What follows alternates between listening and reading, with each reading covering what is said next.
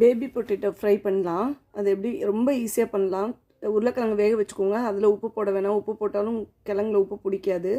அதனால் வேக வச்சு எடுத்துகிட்டு அதுக்கு என்னென்ன தேவையானன்னா கருவேப்பிலை, பூண்டு, வேக வச்ச உருளைக்கிழங்கு, எண்ணெய், உப்பு, இந்த கறி மசால் பொடி. இது எல்லா இந்த மாதிரி ஃப்ரை பண்ணுற எல்லாத்துக்குமே இந்த பொடி நல்லாயிருக்கும்.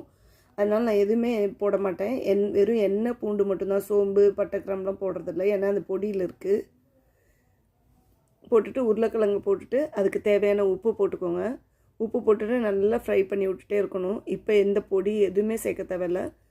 ஃப்ரை பண்ணி விட்டுட்டே இருந்துட்டு அதுக்கப்புறம் ஓரளவுக்கு உருளைக்கிழங்கு ஒரு 75% குக் ஆனதுக்கப்புறம் பொடியை போட்டிங்கன்னா தான், இல்லைன்னா பொடி முன்னாடியே போட்டிங்கன்னா தீஞ்சு போயிடும்.